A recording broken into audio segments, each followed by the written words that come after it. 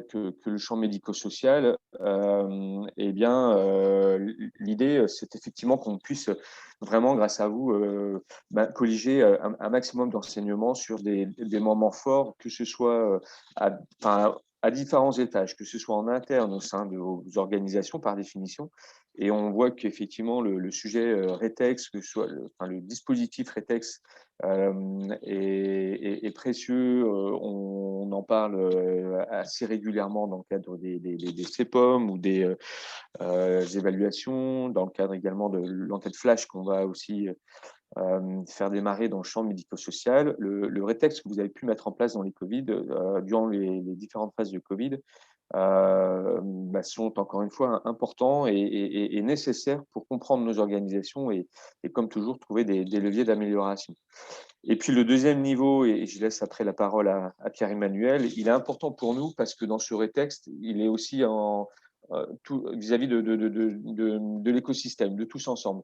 Et cette gestion de crise, on l'a vécu chacune en interne, et on a aussi fait notre rétexte d'ailleurs au sein de l'agence, mais on l'a également porté à l'échelle territoriale, départementale, pour pouvoir se dire comment la coordination entre les institutions, les départements, les institutions des départements et les acteurs, ainsi que les différents partenaires sanitaires, médico-sociaux, on pense aussi à l'HAD, à la santé mentale, etc., avons pu fonctionner durant cette gestion de crise. Donc l'exercice est également éminemment précieux à l'échelle d'un territoire, d'un département, auquel peut-être certaines parmi vous ont d'ores et déjà participé. Mais voilà, la gestion de crise, c'est au moins ces deux dimensions, et un exercice de capitalisation est vraiment le bienvenu.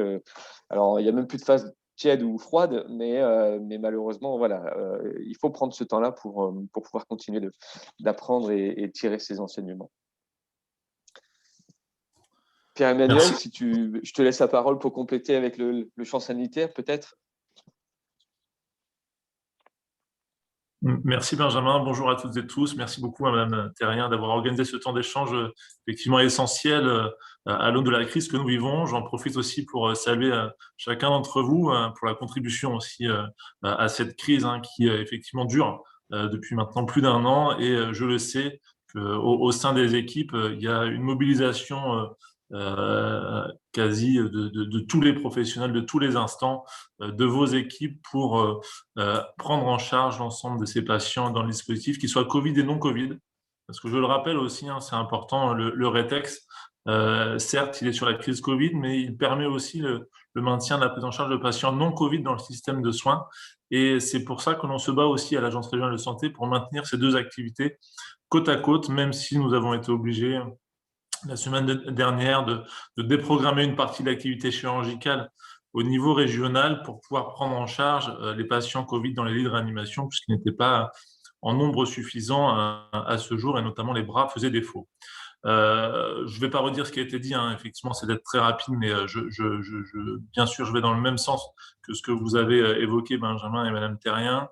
Et évidemment, deux axes que je soulignerai également, c'est des axes des organisations de travail et des maquettes RH. Je crois que c'est aujourd'hui le point sensible de nos organisations dans le cadre de la prise en charge de la crise Covid. C'est pas tant les lits, c'est pas tant le matériel, c'est pas les consommables. Ça a été un problème au début de la crise, on en est bien d'accord.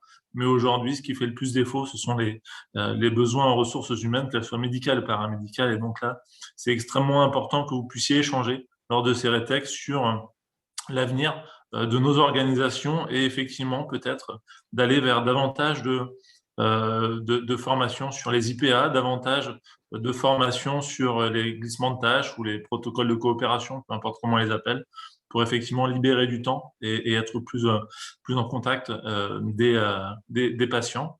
Et donc tout cela peut se revoir, bien sûr, Benjamin l'a dit, pour le secteur médico-social, mais c'est la même chose pour le secteur sanitaire dans les CEPOM. Et je rappelle qu'il y avait un axe sur l'actualisation du plan de mobilisation, enfin des plans SSE, situation sanitaire exceptionnelle. Donc, on l'avait bien repéré dans les CEPOM actuels. Donc, voilà, aujourd'hui, je pense que cet objectif sera coché pour l'ensemble des établissements de la région de réviser ces SSE dans chacun de nos établissements. Et puis, le deuxième point, Benjamin l'a souligné aussi, c'est la coopération territoriale. qui doit se faire pour le parcours de santé du patient. Et on l'a bien vu pendant la crise, que ce soit en amont ou en aval. Les équipes hospitalières sont allées appuyer les établissements médico-sociaux, notamment les EHPAD, avec les équipes mobiles de gériatrie qui sont sorties de leur mur. On a mis aussi en place des astreintes de gériatrie. Et puis, à l'inverse, c'est aussi de travailler toute la filière d'aval et la coordination entre établissements publics-privés, que ce soit pour effectivement permettre davantage de fluidité et d'accueillir davantage de personnes dans les lits de réanimation, donc de pouvoir les faire passer dans les services de médecine, ou tout simplement effectivement permettre d'orienter ces patients vers l'HAD avec de l'oxygénothérapie si cela était nécessaire. Donc voilà, ce point sur le parcours sur la coordination territoriale est extrêmement important et il s'est amplifié et on souhaite vraiment nous le démultiplier dans les mois et les années qui viennent au sein de l'agence. Merci en tout cas à tous pour votre participation et votre mobilisation. Merci infiniment, messieurs, d'avoir accepté de faire cette intro à deux voix, ce qui montre la question de la transversalité, à la fois champ médico-social, champ sanitaire. On n'a pas les acteurs de soins primaires, mais ils auraient pu aussi, à la fois dans les participants, pouvoir être présents. Quand vous parlez de coopération, c'est vraiment à tous les niveaux. Donc, merci infiniment des messages passés et effectivement, un enjeu de pouvoir parler de coopération, du travail en lui-même et de la façon dont on peut capitaliser sur les expériences vécues pour se questionner sur les pratiques, les organisations et se préparer à de futures crises. Même si on n'est pas sorti complètement de la crise actuelle, on peut s'imaginer qu'on aura d'autres situations inattendues qui pourront voir le jour. Je crois qu'on est sur le chemin des possibles dans le futur. Donc, ces temps-là précieux sont extrêmement importants pour capitaliser encore et encore. Ce sera des premiers temps. Et puis l'idée, on vous en parlera avec Soisic, c'est aussi de pouvoir recueillir un maximum de retours d'expérience de votre part. Merci infiniment à l'Agence régionale de santé d'avoir introduit cette séquence. Sans plus attendre, je vais laisser la parole à Jean Aligon, sous sa casquette de la clinique de l'Anjou, qui a préparé cette intervention avec Soisic Ménard, responsable qualité et gestion des risques de la clinique. Je te laisse la parole, Jean.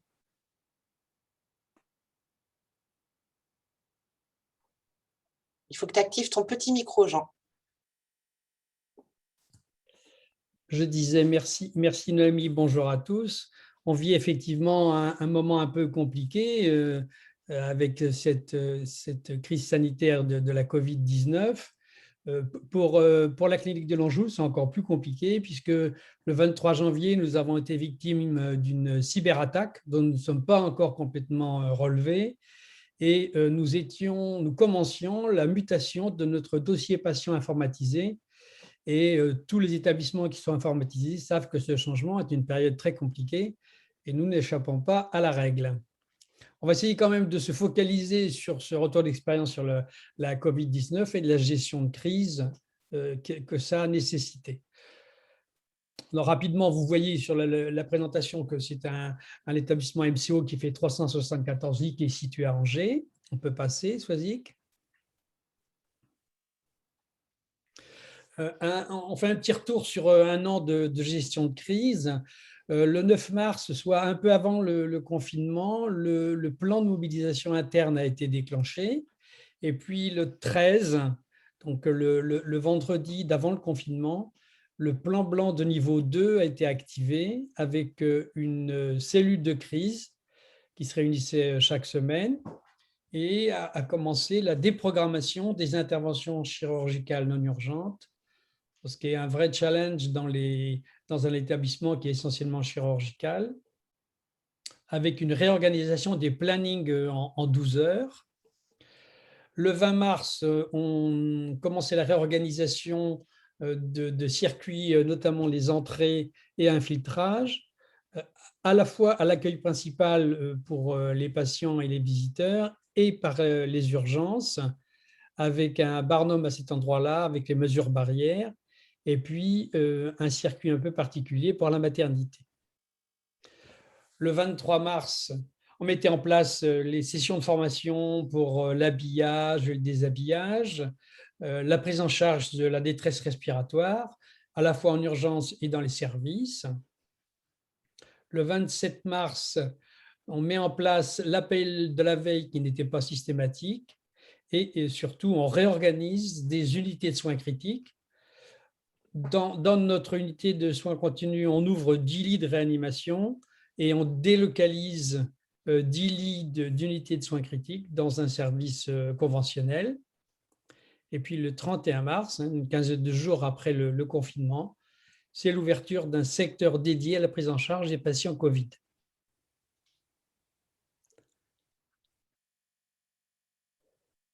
« 30 avril, c'est-à-dire pratiquement un mois après, on ferme l'unité dédiée avec assez peu de patients Covid qui ont été pris en charge.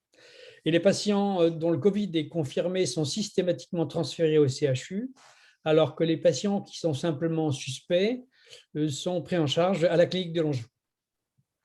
Et les lits de réanimation, nous avons eu, si ma mémoire est bonne, un seul patient qui a été pris en charge en réa chez nous. Les lits de réanimation sont mis en veille. Le 18 mai, soit 2 jours après la levée du confinement, on reprend partiellement l'activité.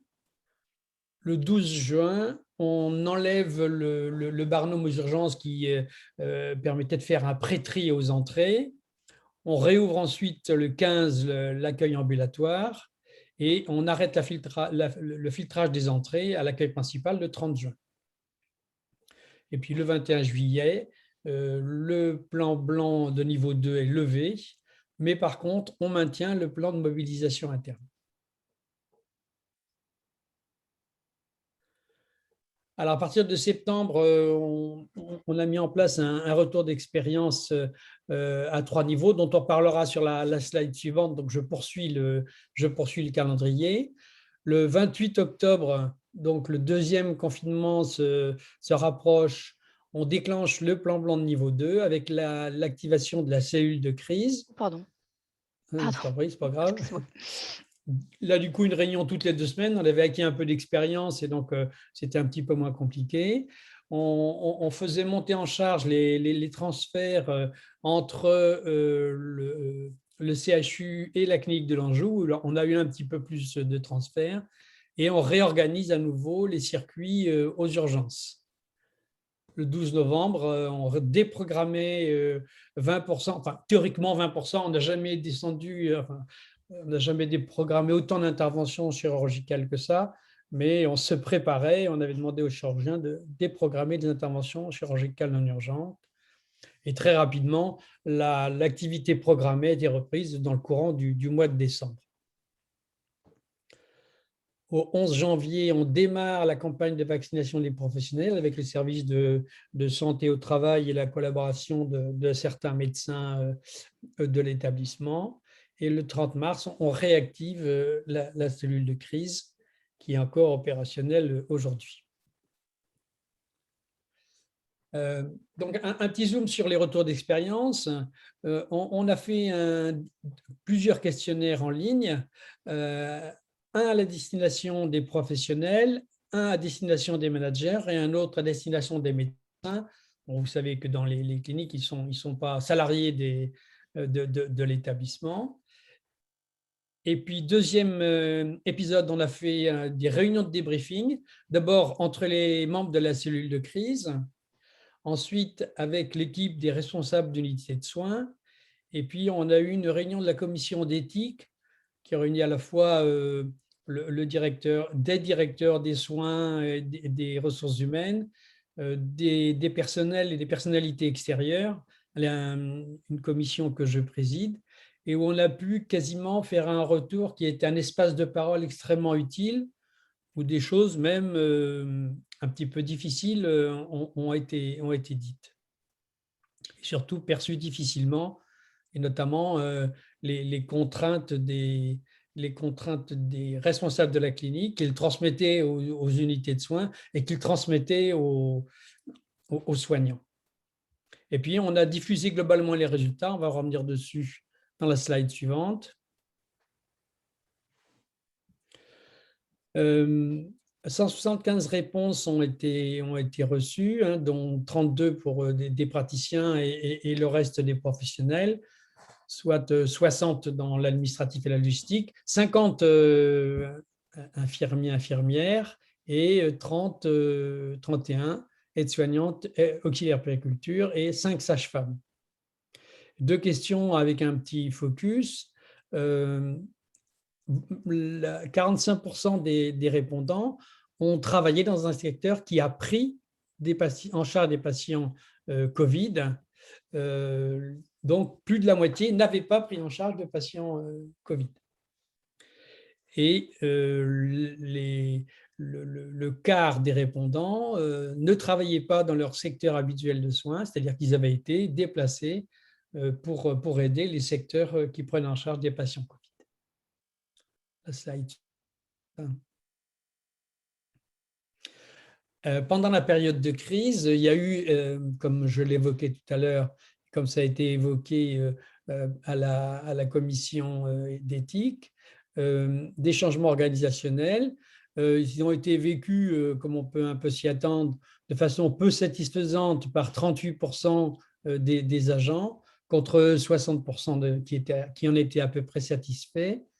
Et notamment en termes de changement de temps de travail, la satisfaction est à peu près à moitié-moitié.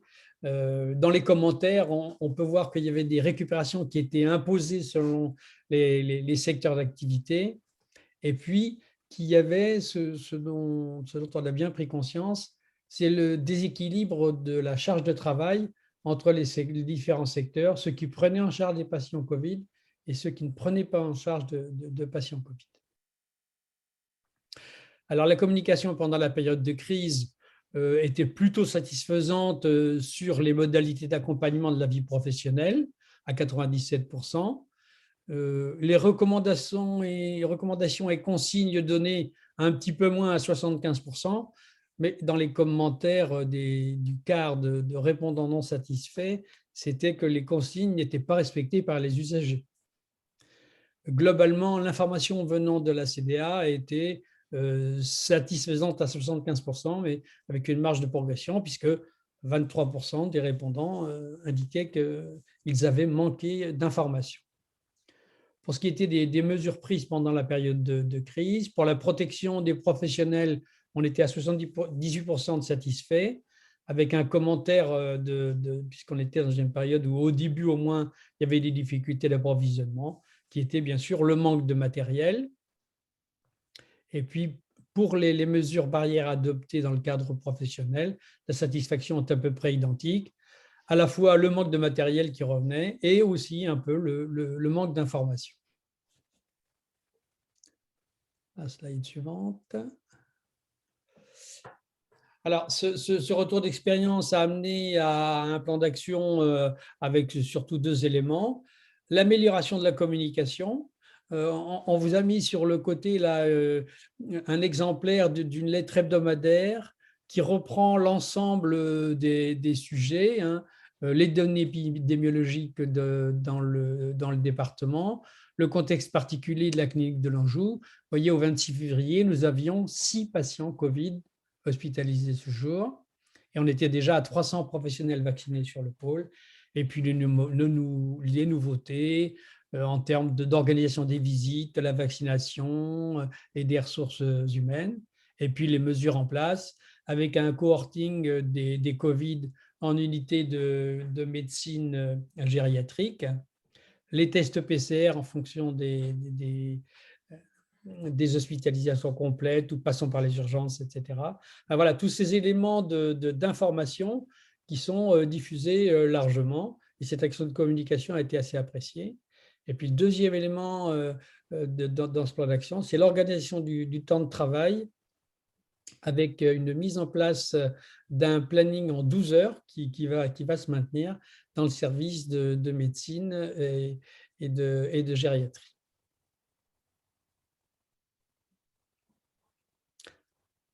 Voilà, donc s'il y a des questions ou on les fait après, je ne sais pas comme on voudra. On va se laisser quelques minutes d'échange avec les participants. N'hésitez pas à les poster sur le chat. Jean, peut-être pour débuter la discussion et les questions, au niveau de la clinique de l'Anjou, on voit que d'emblée, la cellule de gestion de crise c'est mis en ordre de marche, hein, comme dans tous les établissements. Selon vous, quel rôle clé la cellule de crise a joué, notamment dans le partage d'informations avec les professionnels de terrain? Quel enseignement vous en tirez sur cette première phase de gestion de crise? On croyait qu'on n'était pas trop mauvais en termes de communication et on s'est aperçu, et ça ressort bien du questionnaire, qu'il y avait vraiment un manque d'information. On n'utilisait pas assez peut-être des canaux un peu moins traditionnels que la lettre d'information qui est en fait une lettre mensuelle. On n'avait finalement pas de canaux d'information assez réactifs. Et déjà, passer d'un régime d'une lettre d'information mensuelle à une lettre hebdomadaire. Et puis, les réseaux aussi ont pu être mobilisés. Mais c'est vrai que la communication a été le point faible de la cellule de crise. Merci Jean. Swazik, je te laisse remonter les questions sur le chat. Tout à fait. Donc, j'ai déjà 2 questions pour toi, Jean. Déjà, savoir un petit peu comment c'est organisé le partenariat avec le CH. Alors, peut-être que c'est le CHU. Oui, c'est le CHU. Voilà. Et puis également, une autre question plutôt sur la cellule de crise, de savoir quand et comment vous l'avez clôturée. Donc, on a vu qu'après, vous l'avez rouverte, mais de voir un petit peu comment ça s'était passé. Alors, bien sûr, oui, notre partenariat s'est effectué avec le CHU. On était en prise puisqu'on était en niveau 2 hein, dans le plan blanc. Donc, on s'était mis en position pour accueillir des patients, y compris en réa, comme vous avez vu, puisqu'on avait ouvert des lits de réa. Et en fait, la coopération existait, mais ils n'ont pas eu besoin de nous. Ça crée d'ailleurs un petit peu une frustration parce qu'on était prêts, les professionnels, les personnels comme les médecins, et on a vu personne. On a eu, je crois, un patient Covid en réa, qui était d'ailleurs malheureusement pour lui en fin de vie. Et donc une frustration, une mobilisation avec des annulations des modifications d'horaire, des annulations de congés, des récupérations à prendre, des contraintes pour le personnel, ce qui est ressorti dans cet échange très ouvert qu'on a eu aux commissions d'éthique. Vraiment, ça a été... On aurait presque accepté facilement ces contraintes-là s'il avait fallu sauver du monde. Mais on a eu l'impression qu'on faisait ça pour rien. Mais bon, peut-être tant mieux, je ne sais pas. Monsieur Meyer, vous voulez intervenir? Oui, merci et bonjour, docteur Allégon, ravi de vous recroiser. Alors, c'est une question qui à la fois porte pour votre texte, mais aussi pour les autres intervenants. Moi, je voudrais savoir, je serais intéressé pour savoir aussi, vous parlez de communication améliorée, etc. Nous, ce qu'on a vécu vraiment, le sentiment, je pense qu'il est partagé, c'est qu'à l'inverse, on a eu beaucoup trop d'informations. Enfin, on a eu trop d'informations. Et donc, le challenge, il est peut-être aussi de se dire comment, en interne, au sein de vos structures et vos établissements, vous avez canalisé, structuré, organisé ce passage d'informations. Hein, ça tombait tous les 2 matins et parfois même un peu contradictoire. Donc, ce qui peut être peut-être intéressant de nous éclairer à travers les 4 rétextes de ce matin, c'est ce sujet du circuit de communication et d'information, comment vous l'avez peut-être mieux vécu ou en tout cas anticipé, organisé, parce qu'on a vraiment senti, et à tous les échelons, y compris le nôtre, encore une fois, au sein de l'agence et en région, que voilà, faire face à la densité des mines santé et de l'information, c'était assez capital et parfois, du coup, peut-être un peu délétère. Alors, excuse-moi, vas-y. Ouais, juste pour aller dans ce sens, il y a plusieurs questions sur le chat sur cette question de information-communication, avec des questions sur la lettre de communication, qui était en charge de la formaliser, est-ce qu'il y avait une personne dédiée, est-ce que c'était le service qualité, et aussi à qui est-ce que c'était adressé, à quel type de public, les professionnels, les usagers. Donc, on voit qu'effectivement, cette question de la communication autour de l'information pose plusieurs questions sur le chat également. Alors, c'est une lettre qui est à destination des professionnels qui exercent dans l'établissement, uniquement, hein, pas à destination des usagers. C'est le choix qui a été fait et ça reboucle avec la question de M. Meyer, que je suis aussi heureux de revoir. En fait, on était amené en cellule de crise, la cellule de crise a été amenée à faire beaucoup de filtres et à obéir, vous l'avez dit, je pense que l'ARS est un peu dans la même position, aux allers et retours de l'information qui allait dans un sens puis après dans l'autre. Et je repense toujours à cette réunion de commission d'éthique parce que c'était un moment, les professionnels reprochant aux responsables d'unité de soins, c'est la désorganisation qu'ils percevaient des services. Les responsables d'unité de soins disant, la direction nous donnait cette impulsion-là, et la direction disant, mais ça nous venait de l'ARS, et j'imagine que l'ARS, ça venait du ministère. La cellule de crise a essayé de faire un peu le filtre, mais c'était extrêmement compliqué. Et pourtant, en essayant de ne prendre qu'une source d'information, je pense que ça, c'était encore plus sûr de n'avoir qu'une source. Des sources différentes, ça aurait été extrêmement compliqué, parce qu'une source fiable à l'ARS, c'était déjà compliqué. La cellule de crise, excusez-moi, à partir du moment où il y a eu un retour à la normale, la cellule de crise a été purement simplement fermée, mais on a un petit établissement où les gens au niveau du management se parlent très régulièrement. Et pour compléter sur la lettre de communication, qui est-ce qui était en charge de la réaliser? On a quelqu'un qui fait la communication et qui est juste à côté du service qualité et puis en lien avec le directeur des soins et de la qualité. D'accord. Donc, il y a bien une personne dédiée. Oui. Ouais. Merci Jean. Juste pour finir dans les échanges, donc là tu disais que la cellule de crise, du coup, c'était éteinte dans la même temporalité que la gestion de crise. Alors même si j'imagine que vous en avez réactivé sous une autre forme pour votre attaque. Voilà, tout à fait. Une question, mais qui va aussi dans le sens des échanges qu'a porté Monsieur Meyer. Du coup, vous avez mis en exergue ce souci d'information. C'est vrai qu'on a eu beaucoup d'informations qu'il a fallu digérer. Qu'est-ce que vous avez gardé en termes de communication au niveau d'information partagée en vous disant, mais même en dehors d'une période de crise, il y a quand même des leviers, peut-être, vous avez identifié à activer en termes de partage d'informations, l'aide d'information, par le management de proximité, par la direction générale. Qu'est-ce que vous tirez des enseignements de ce circuit d'information? C'est qu'il faut qu'on soit plus réactif, plus adaptable. Le rythme traditionnel, c'était un rythme d'une fois par mois, par l'aide de CDA Info, mais qui n'est pas… Dès qu'on est en situation de crise, il faut mettre quelque chose qui est beaucoup plus réactif et donc à destination des médecins et des personnels de la clinique, il faut que le rythme soit beaucoup plus élevé et qu'il soit bon. Mais là, il n'y a pas de problème d'une seule source. Alors, le dialogue institutionnel passe aussi par les responsables d'unité de soins qui sont en prise directe avec les équipes. Hein. Il y a un circuit très court hebdomadaire entre la direction générale et les responsables d'unité de soins, et puis ensuite qui diffuse auprès des équipes.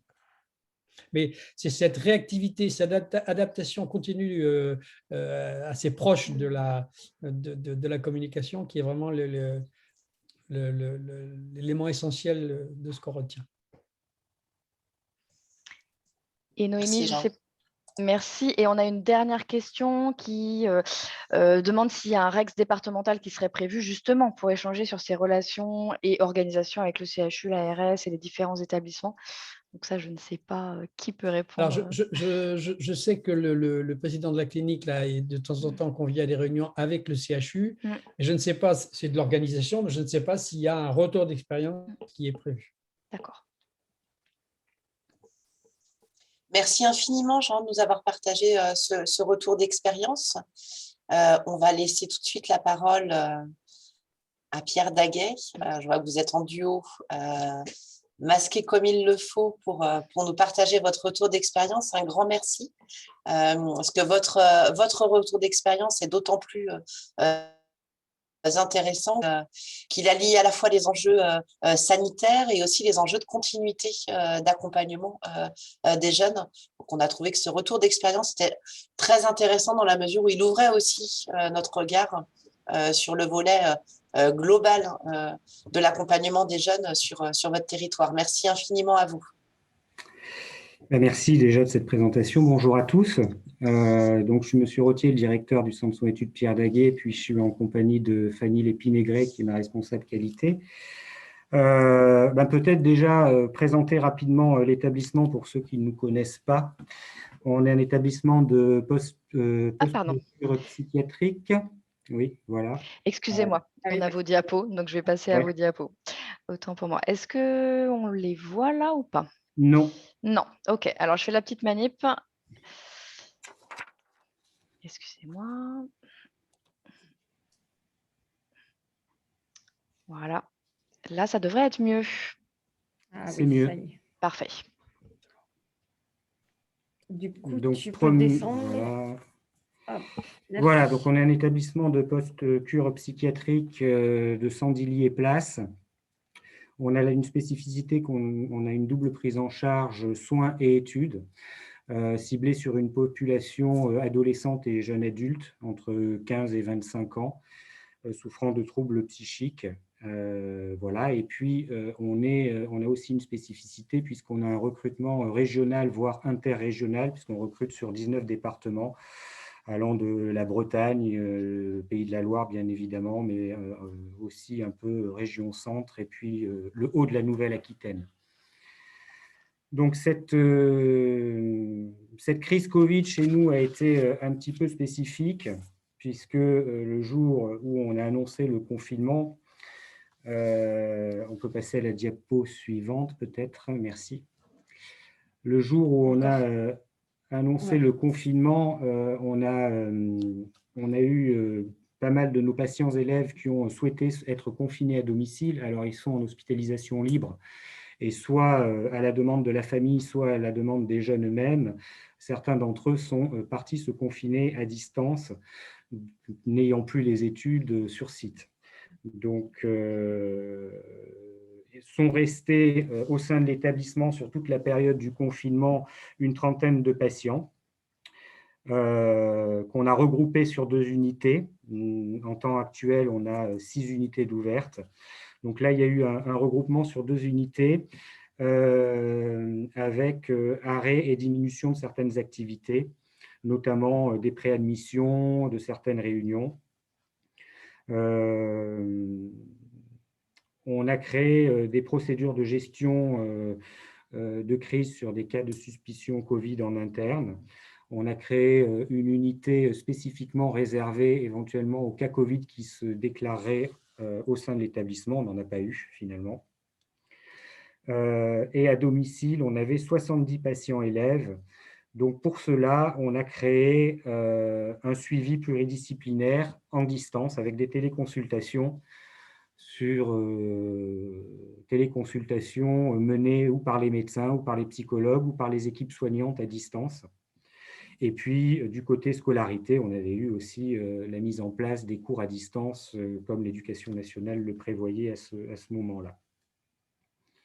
En ce qui concerne la communication et l'information, on avait une communication, on a eu une AG d'information avant le confinement, et puis on crée une lettre hebdomadaire adressée aux familles avec de nombreux outils d'information sur le guide du confinement, par exemple.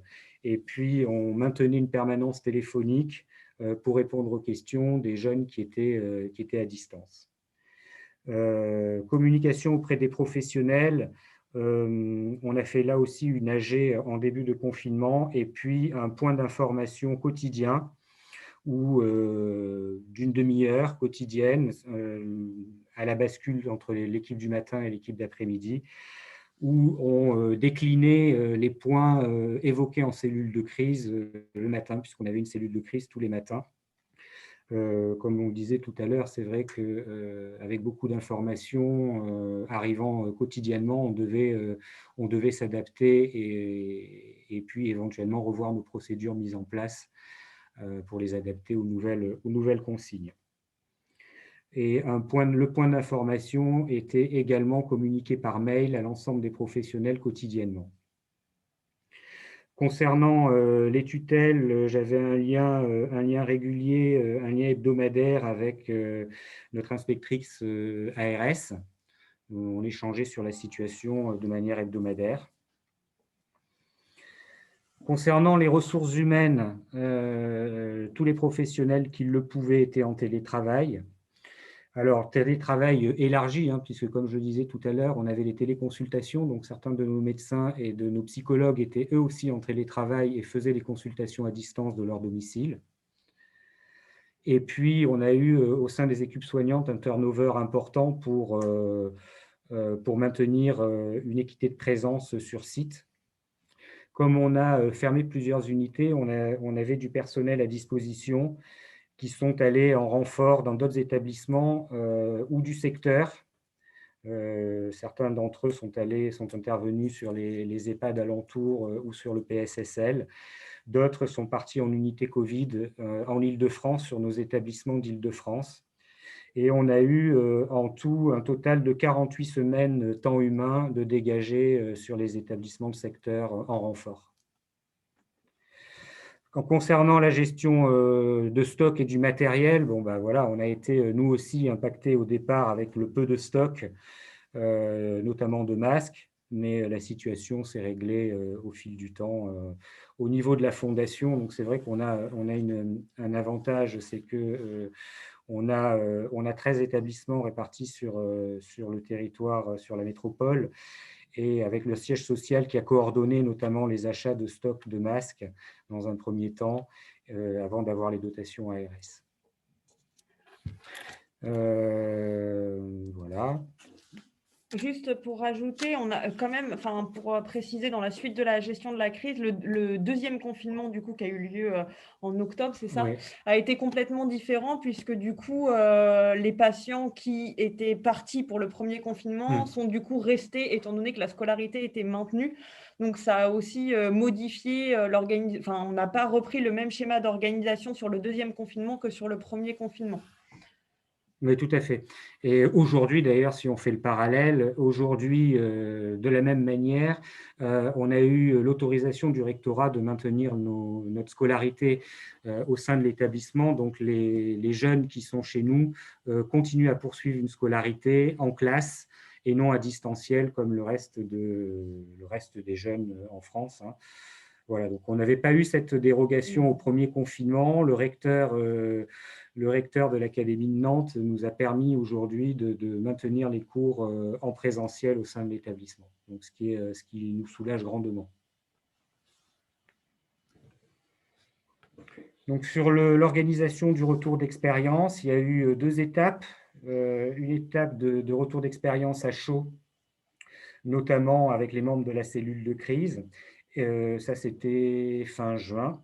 Et puis, a posteriori, des questionnaires envoyés aux patients, à l'entourage et aux professionnels. Ce questionnaire diffusé en ligne a été mis en place au mois de septembre.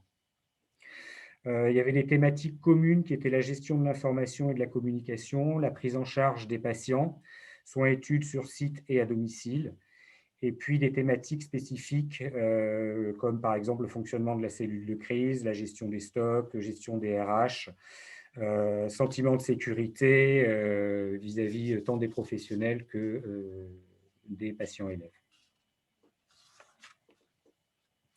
Je vais laisser Madame Lépinay-Gray vous détailler le retour les résultats. Du coup, concernant les résultats du retour d'expérience, donc on l'a dissocié en 2 points et après on a analysé les points de convergence pour faire un peu une synthèse sur finalement la manière dont on avait géré la crise. Donc au niveau de la réunion donc des membres de la cellule de crise, on a fait pour chaque, alors un peu pour ceux qui connaissent un peu le kit gestion de crise sur le même plan que quand on fait des simulations gestion de crise, on a défini des secteurs, enfin des secteurs ou des thématiques, et après on a identifié les points forts et les axes d'amélioration pour chaque thématique. Donc sur le fonctionnement de la cellule de crise, les points forts, c'est l'assiduité, la participation, et puis on a aussi pu détacher notre référent hygiène qui est à 50% normalement, et qui du coup était H24 au niveau de la cellule de crise et puis à gérer les différentes problématiques. En termes d'axes d'amélioration, on s'est rendu compte qu'il manquait certaines personnes dans la cellule de crise, et par exemple notamment notre médecin généraliste qui du coup ne faisait pas partie de la cellule de crise, et au fur et à mesure on l'a intégrée puisqu'elle était essentielle pour pouvoir nous aider à gérer la crise. Et au niveau des axes d'amélioration, au début, la cellule de crise était un peu fouillie, les réunions de cellule de crise étaient un peu fouillies, et au fil du temps, on a mis en place justement cette gestion par thématique pour que ça puisse avoir vraiment une continuité et qu'on puisse du coup suivre finalement les différents points d'une réunion à une autre. Ensuite, concernant les ressources humaines, les points forts, ça a été la réactivité dans la mise en place du télétravail. Dès le début du confinement, on avait tous nos ordinateurs portables dédiés qui ont été mis à disposition de chaque professionnel. Donc, c'est vrai que ça a été vraiment en termes de matériel, etc. On avait tout pour pouvoir mettre en place ça très rapidement.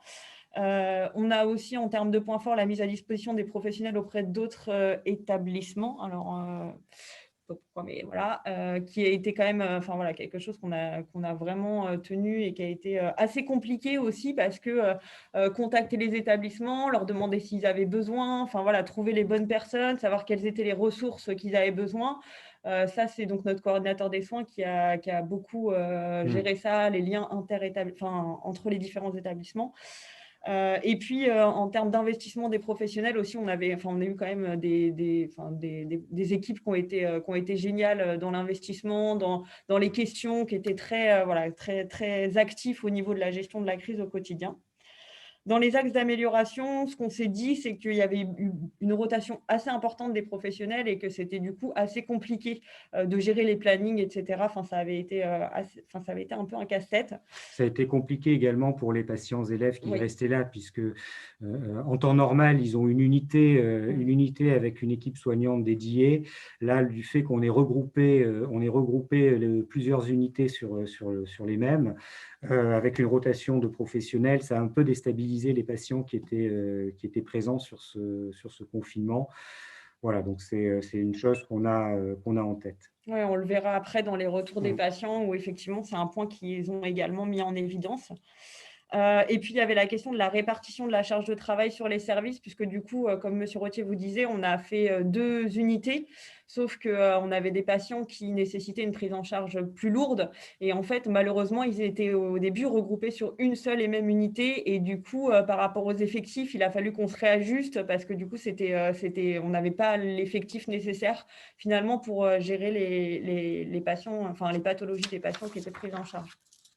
Oui, parce qu'en temps normal, on a une UPA, une unité post-aiguë, avec une équipe soignante renforcée pour un nombre de lits restreint par rapport aux autres unités. Et les patients restants de cette unité post-aiguë ont été regroupés sur les autres unités. Effectivement, on n'a pas dispatché l'unité sur les 2 unités restant ouvertes, mais on les a concentrées sur une seule. Donc, on a dû réadapter et rééquilibrer les équipes soignantes pour que ça fonctionne. Du coup, ensuite, on avait la gestion de l'information et de la communication sur les points forts qu'on a identifiés. Donc, encore une fois, nous, en cellule de crise, c'était le fait qu'on avait une information continue, que ce soit aux professionnels ou aux familles. Et puis, qu'on avait une communication qui était vraiment transparente, puisqu'on leur disait exactement toutes les informations qu'on avait en notre possession. Comme vous le disiez tout à l'heure, c'était un petit peu compliqué parce qu'il y avait pas mal d'informations et des informations qui étaient contradictoires, etc. Nous, on a été transparents auprès des professionnels et on leur a expliqué vraiment la situation, les informations qu'on recevait et d'où peut-être un peu la confusion parfois dans certaines informations que nous, on leur transmettait, mais parce que nous-mêmes, on était parfois un peu en difficulté et ça, ils ont très clairement bien entendu. Dans les axes d'amélioration qu'on avait identifiés, c'était la communication aux patients même, puisque du coup, on n'avait pas les mails des patients, on avait les mails des familles, mais on n'avait pas les mails des patients.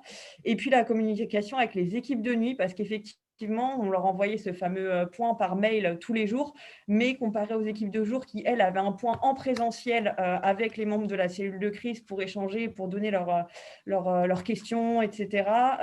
Pour le coup, les membres de l'équipe, les équipes de nuit ne l'avaient pas.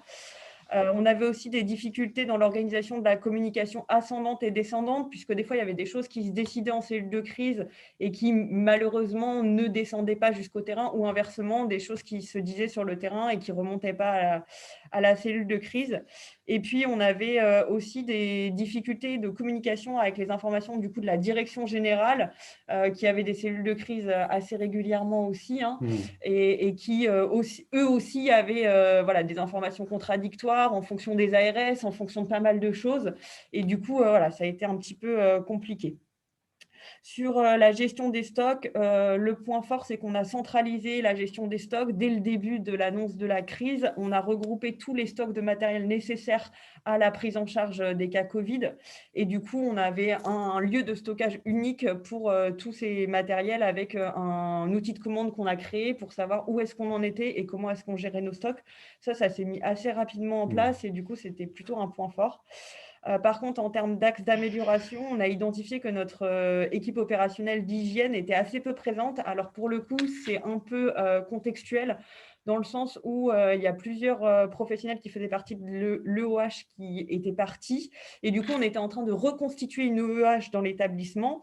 Et de ce fait, voilà, on n'avait pas encore une OEH complète, bien constituée, avec une organisation bien définie. Et du coup, on s'est dit que voilà, sur les prochaines crises, il faudrait qu'on implique davantage les professionnels de l'EOH.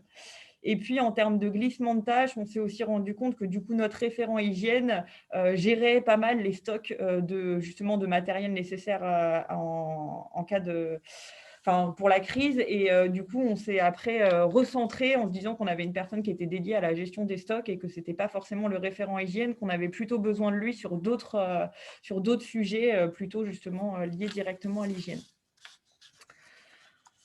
Ensuite, en termes d'organisation de la prise en charge des patients, en termes de points forts, ce qu'on a identifié comme point fort, c'est le maintien de la prise en charge à distance et le maintien du lien soins-études, c'est-à-dire que les professionnels de l'éducation nationale continuaient à avoir des liens avec nos équipes soignantes pour pouvoir prendre en charge au mieux les patients dans le cadre de la prise en charge soins-études.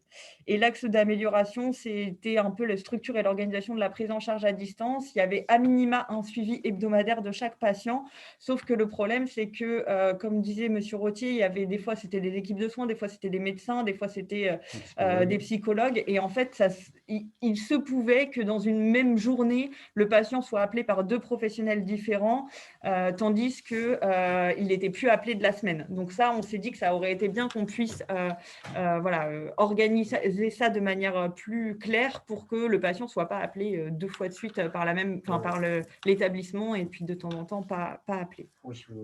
Donc ça, c'était pour tout ce qui est retour qu'on s'est fait nous-mêmes en cellule de crise. Ensuite, du coup, on a diffusé un questionnaire, comme le disait M. Rottier, au mois de septembre. Les taux de pourcentage de retour, donc on les voit ici, 26% de retour pour les patients, 14% pour l'entourage, 17% pour les professionnels. Alors, ce qu'il faut savoir, c'est que pour l'entourage, on a envoyé à tous les professionnels, à toute la famille. C'est-à-dire que si les parents étaient séparés, on envoyait et au papa et à la maman. Donc, ce qui explique aussi qu'on a des taux de retour qui sont peut-être un peu moins importants. Pour les professionnels, c'est globalement les taux de retour habituels qu'on a dans l'établissement.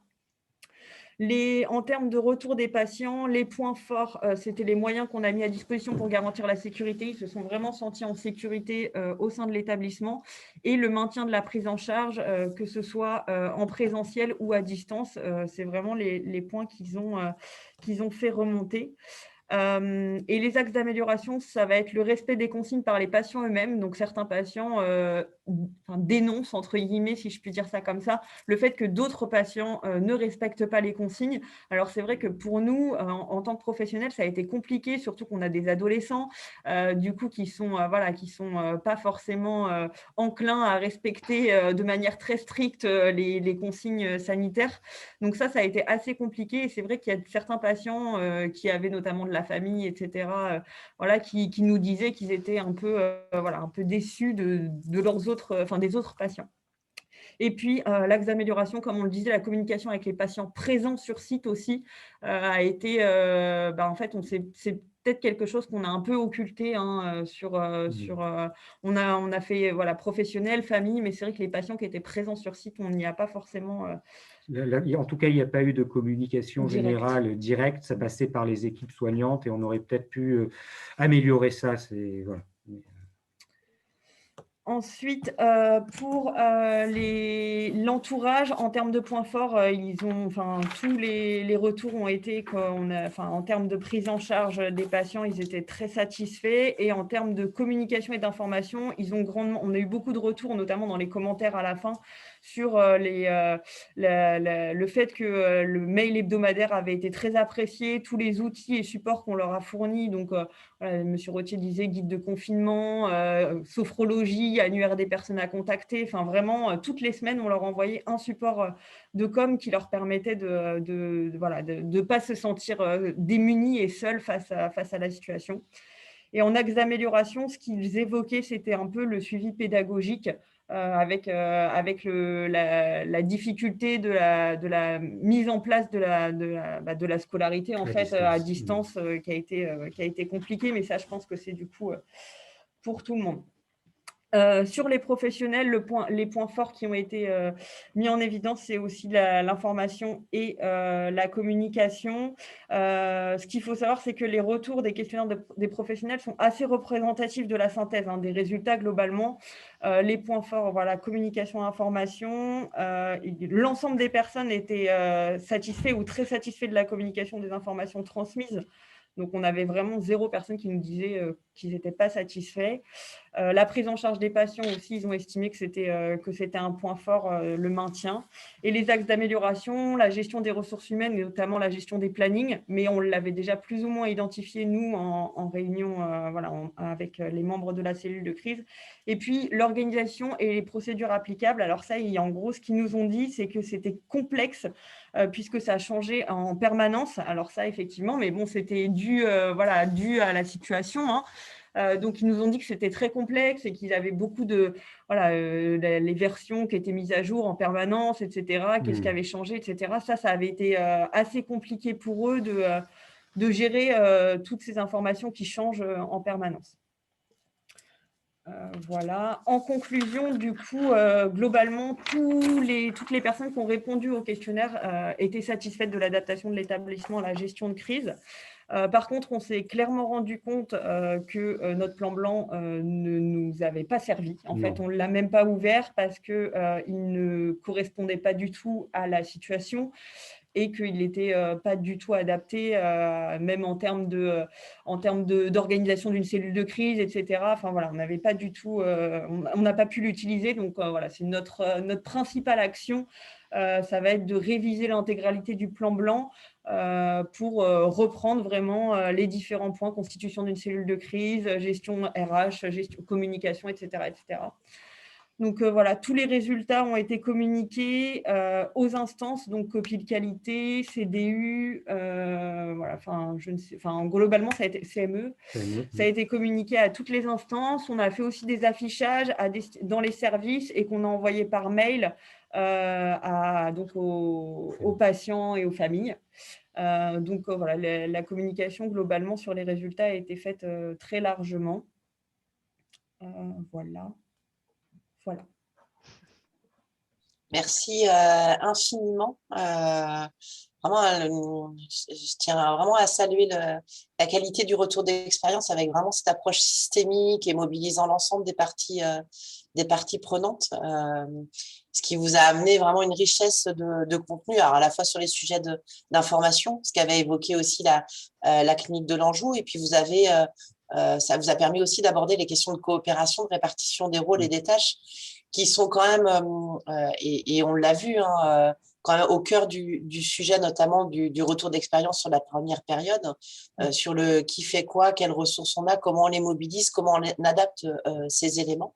Donc, je trouve ça vraiment particulièrement intéressant. Et en attendant qu'il y ait quelques questions sur le chat, j'en avais une globalement en lien justement avec ces questions globalement de ressources humaines et qu'a évoqué l'ARS aussi dans son introduction. C'est qu'avec cette expérience de se questionner sur le qui fait quoi, le rôle des glissements de tâches à remettre en place, comme vous évoquiez la question de l'EOH qui était sur des missions qui capitalisaient pas forcément sur ses compétences. Quel enseignement vous en tirez au jour d'aujourd'hui sur une continuité plus globale de la gestion de crise et se dire que effectivement ces ressources elles sont chères. ça nécessite de se questionner sans arrêt sur la mobilisation de tels professionnels sur telle activité. Qu'est-ce que vous en tirez comme enseignement pour les prochaines semaines ou de futures gestions de crise potentielles? Alors, comme on l'a dit, hein, il faut qu'on soit, si jamais ça se reproduisait, qu'on soit vigilant notamment à créer une stabilité dans les équipes et éviter un turnover trop important qui déstabilise tout le monde, et les équipes et les patients pris en charge. Donc ça, c'est vraiment quelque chose sur lequel on sera vigilant. Mais ça nous ouvre de nouvelles perspectives, comme je crois ça l'ouvre à beaucoup. On a expérimenté la téléconsultation, alors non formalisée, pas voilà, créée un petit peu rapidement et en situation de crise. Mais voilà, on pourrait exploiter ces nouvelles technologies dans l'avenir pour un suivi. Alors, peut-être pas forcément de jeunes encore chez nous, mais peut-être, pourquoi pas, dans un suivi de jeunes sortants, un peu plus à distance. Donc voilà, on est en train de réécrire aussi notre projet d'établissement, et les nouvelles technologies, et notamment la téléconsultation, c'est quelque chose qu'on va intégrer. Je pense qu'il y a 2 ans, tout le monde aurait dit c'est pas possible, comme le télétravail. Aujourd'hui, enfin voilà, on a été vraiment très agréablement surpris de l'adaptabilité des professionnels quand même, hein, pendant cette crise, on le salue. Des professionnels investis, adaptables. On a mis en place rapidement du télétravail, de la téléconsultation. Donc, c'est quelque chose qu'on va explorer avec les biais qu'on a aussi un peu plus à distance, hein, sur un télétravail trop important. Donc, retrouver un équilibre entre ce qui est faisable à distance et ce qui est faisable sur site. Voilà. Et Après, si je peux compléter pour la question de plutôt la cellule de crise du coup et les glissements de tâches plutôt et la gestion de l'EOH, etc. Ce qu'on souhaite aussi mettre en place, mais ce qui se fera en révisant le plan blanc finalement, c'est un peu de définir des responsabilités à chacun au sein de la cellule de crise. Donc voilà, de dire voilà, par exemple, alors je vais dire n'importe quoi, mais les RH ont la responsabilité de ça et de l'écrire, de le formaliser. Aujourd'hui, en fait, comme notre plan blanc ne nous a pas servi, tout ça, on n'avait rien pour s'appuyer. Si demain, on fait des fiches un peu de conduite, enfin de responsabilité, ce que j'appellerais des fiches actions, hein, comme ça peut exister dans d'autres établissements, là, pour le coup, ça nous permettra vraiment d'éviter justement ce type de glissement de tâches, en tout cas au sein de la cellule de crise même. C'est une remarque effectivement qu'il y a sur le chat de dire c'est difficile de prévoir la prochaine crise, et est-ce que c'est possible d'être assez général pour s'adapter? Donc ça pose effectivement cette question de révision du plan blanc et pour être assez général pour s'adapter. Alors il y a une question relative au questionnaire. Quel questionnaire Rex avez-vous utilisé? Et ensuite il y a également Monsieur Meyer qui souhaiterait poser une question. Alors, du coup, le questionnaire Rex, on l'a fait en interne, sachant que du coup, moi, je l'ai travaillé avec d'autres collègues responsables qualité de la fondation, du coup. Donc, typiquement, il doit y avoir un établissement à Grenoble qui a utilisé globalement la même trame. Enfin, on l'a travaillé à plusieurs responsables qualité. J'ai proposé quelque chose et ensuite, on a remis les questions ensemble. Et puis après, ça a été validé au CODIR, mais c'est un questionnaire qu'on a fait en interne, du coup. Oui, encore une fois, je ne l'ai pas dit, mais enfin, ça a été abordé rapidement, mais on avait aussi une organisation au niveau central, au niveau de la fondation, avec des cellules de crise au niveau de la fondation, tous les établissements de manière hebdomadaire, voire 2 fois par semaine dans le dur de la crise. Et avec les problématiques que Madame Lépine-Aigret a soulevées aussi, hein, on est sur des territoires différents, avec des ARS différentes, l'ARS Île-de-France, l'ARS PACA, etc. Et parfois, il y avait au-delà des changements nationaux assez fréquents, il y avait aussi parfois des adaptations différentes selon les régions, et donc une politique à décliner au sein de nos établissements qui ont aussi complexifié les choses, parce que en Île-de-France, ce n'était pas forcément pareil que dans les Pays de la Loire ou dans les Hauts-de-France, par exemple. Donc, Donc, il y avait ça qui complexifie un petit peu les choses. Mais d'un autre côté, ça a permis aussi de mutualiser certains outils avec des échanges réguliers des responsables qualité qui ont partagé des procédures ou notamment le questionnaire. L'enjeu de la singularité à tous les niveaux. C'est ça. Monsieur Meyer, vous avez une question? Oui, c'est à la fois une question commentaire et merci beaucoup et merci Monsieur Rottier d'avoir fait aussi et Madame Lépine cette présentation sur ce retour de l'établissement et de la fondation. C'est très intéressant, très éclairant. Pour poursuivre aussi l'interrogation de Noémie Terrien, il faut aussi qu'on se dise que dans nos rétextes, c'est la gestion de crise, la gestion post-crise, même si on en vit encore d'une autre actuellement, elle est aussi peut-être à nous réinterroger dans des accompagnements et dans des façons de prendre effectivement les soins en charge avec pour nous, la première vague était éclairante. Tout le monde, toutes les activités étaient arrêtées. Donc, il fallait les maintenir d'une façon ou d'une autre, y compris à la maison et au domicile.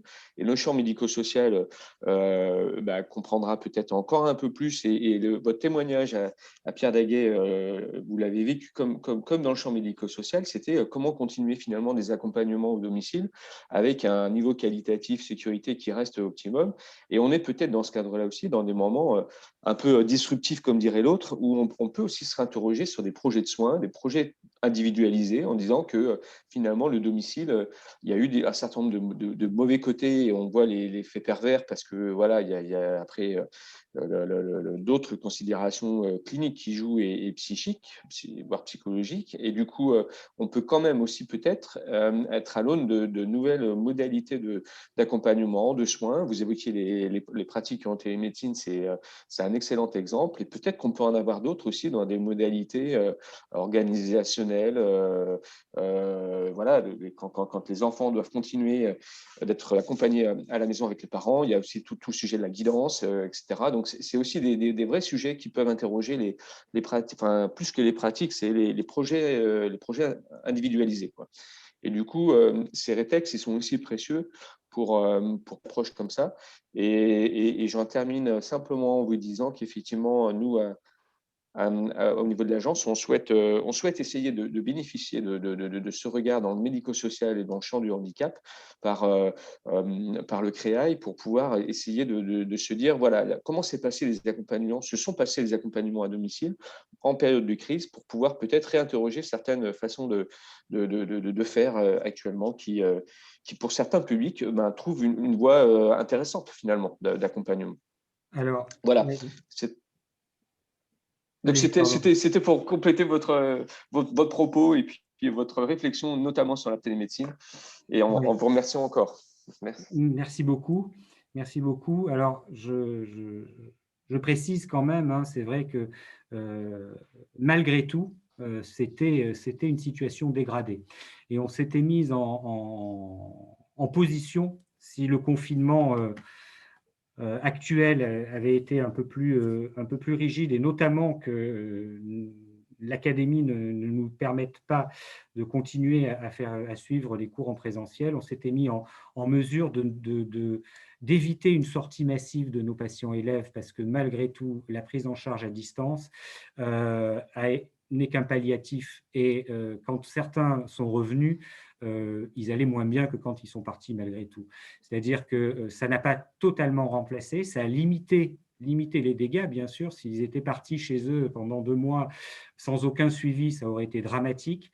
Là, le retour, d'ailleurs, certains d'entre eux nous ont demandé à revenir au sein de l'établissement au bout de 15 jours, parce que c'était bien beau de partir comme une petite volée de moineaux à l'annonce du confinement en disant « super, c'est les vacances, on rentre à la maison ». Non, il ne faut pas oublier qu'ils sont aussi pris en charge sur le plan des soins et que l'accompagnement soignant est important et que, voilà, la téléconsultation, la télémédecine, ça peut être intéressant de l'explorer, on veut le faire, mais avec ses limites. C'est un peu, comme je le disais, en faisant le parallèle avec le télétravail. Le télétravail, c'est très bien. Si on a des professionnels qui sont 5 jours sur 5 en télétravail, sans aucun lien social avec l'institution, etc., c'est problématique. Donc, voilà, c'est la limite quand même à tout à distance, en fait. Juste pour compléter, ce qui est intéressant aussi dans ce que vous dites, c'est la question de l'entourage et de la place de l'entourage dans la prise en charge de nos patients. Et c'est vrai que peut-être justement cette gestion de crise et voilà, la manière dont on l'a envisagée, ça nous a permis aussi de recentrer et de se rendre compte de l'importance de la place de l'entourage, ce qui peut faire lien aussi avec la nouvelle V2020. Hein. Donc effectivement, on a tenu à être vraiment très communicant, très présent pour l'entourage. Et ça nous a permis de nous rendre compte de la place, en fait, vraiment, dans la prise en charge, de comment ils pouvaient nous aider à prendre en charge les patients qui, du coup, étaient à domicile et de comment, eux, ils avaient besoin d'être soutenus pour, justement, continuer à prendre en charge correctement les patients. Donc c'est aussi très intéressant. Ouais. Merci infiniment de ces témoignages. On peut retenir que si on devait retenir 2 mots, c'est résilience et singularité. Je crois que votre retour d'expérience vous a vraiment est extrêmement riche qualitativement et vraiment porteur d'enseignement sur cette question-là de comment on tire profit de ces éléments-là tout en gardant en tête la singularité de l'accompagnement. Merci infiniment à vous. Merci à vous. On va poursuivre avec le 3e retour d'expérience et on va laisser la parole à Yannick Bourris d'EVA. Bonjour, bonjour à tous. Donc, je suis Yannick Bourris, responsable qualité de l'association EVA.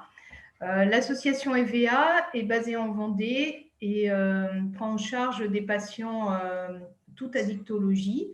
Donc, nous sommes composés d'un SSR qui est situé sur 2 sites, à La Roche-sur-Yon et au Sable d'Olonne, avec de la prise en charge en hospitalisation complète et aussi de l'hospitalisation de semaine et 7 places d'hospitalisation de jour. Et nous avons aussi un centre de soins et d'accompagnement en addictologie sur La Roche-sur-Yon, donc c'est de l'ambulatoire médico-social qui prend en charge donc les patients addicts de l'Est de la Vendée. La particularité de notre prise en charge, c'est d'avoir des centres qui sont ouverts sur l'extérieur, avec possibilité pour les patients de sortir tous les jours, que ce soit aussi en hospice complète ou en hospice de semaine, avec des retours à domicile et des gestions de week-end qui font partie du soin, et beaucoup de travail de groupe de parole ou d'ateliers en groupe. Donc, quand le premier confinement est apparu au mois de mars, nous avons eu des problématiques d'abord d'un salarié qui était positif dès le week-end avant le confinement, et aussi la pression des patients qui voulaient rentrer, un peu comme le centre d'Aguet précédemment, qui voulaient être confinés chez eux. Et de notre côté, la difficulté aussi de maintenir notre programme thérapeutique, notre projet de soins avec un confinement. Il y avait vraiment une incompatibilité. Donc, il y a eu une décision de fermer les établissements SSR.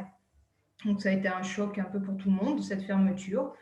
Et un maintien partiel de l'activité au niveau du XAPA, avec trois salariés présents uniquement sur le XAPA.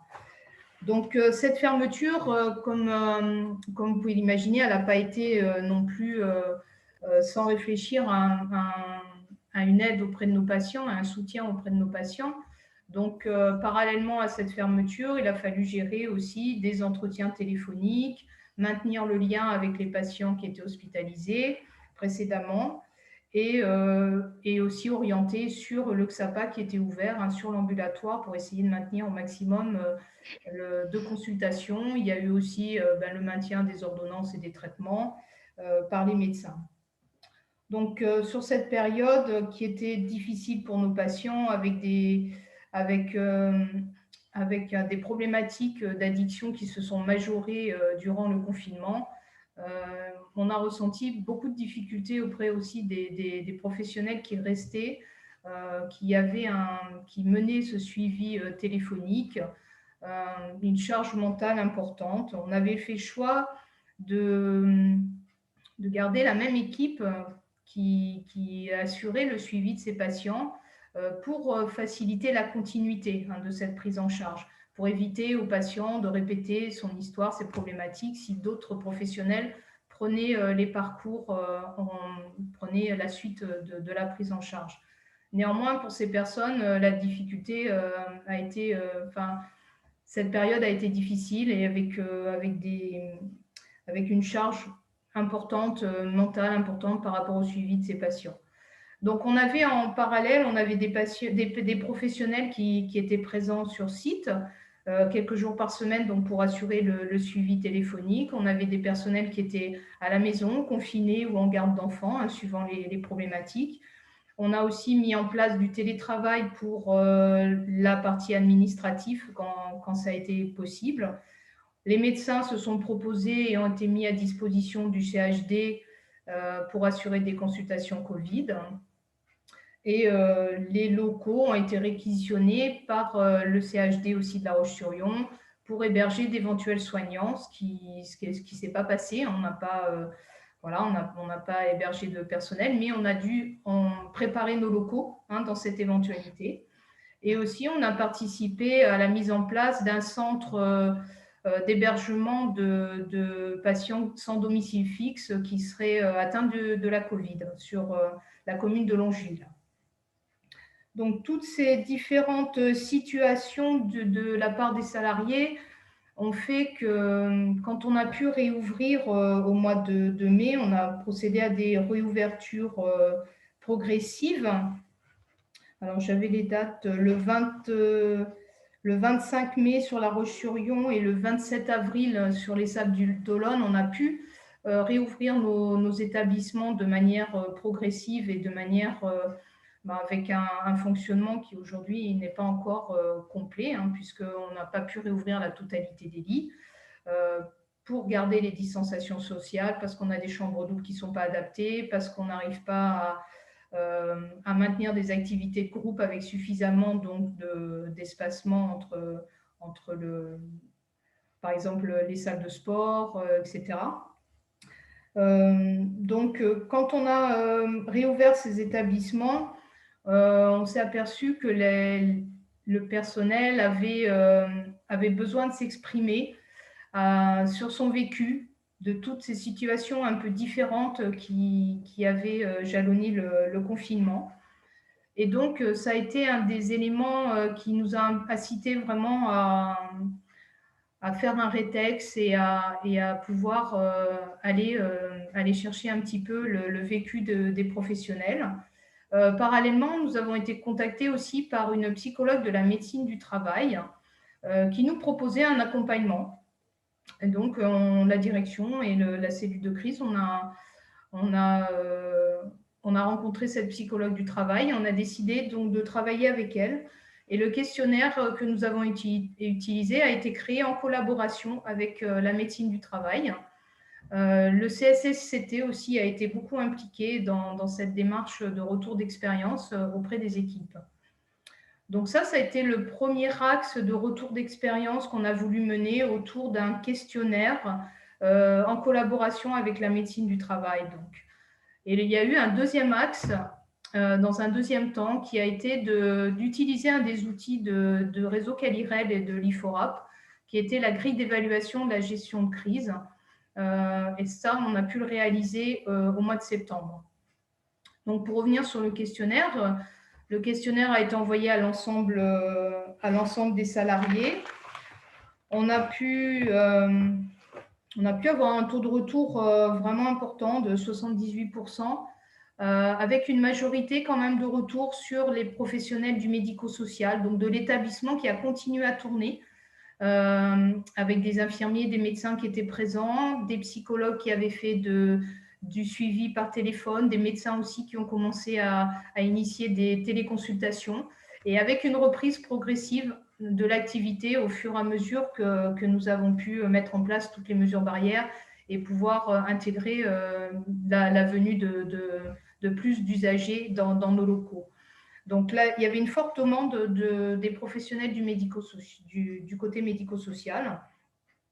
Ce qui est ressorti de ce questionnaire, ça a été la différence de perception entre des personnes qui se sont senties un peu inutiles, qui culpabilisaient de ne pas pouvoir venir travailler, et celles qui ont été présentes, qui ont reçu les patients et qui ont vécu des situations très difficiles avec une majoration quand même de sentiments, de situations où les personnes évoquaient des tentatives de suicide ou des situations de risque suicidaire, des majorations de consommation, voilà, vraiment des problématiques dans les prises en charge.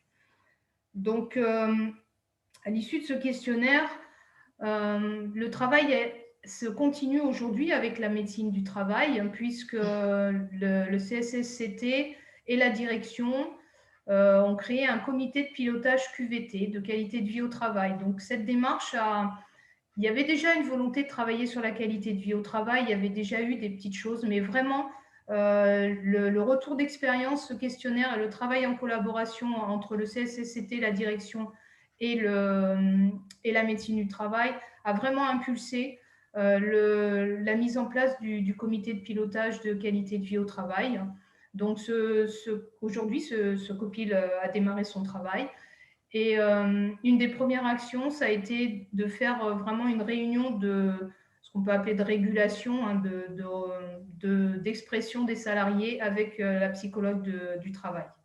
Donc, ce qui a permis voilà, à chacun de pouvoir faire un retour sur son vécu.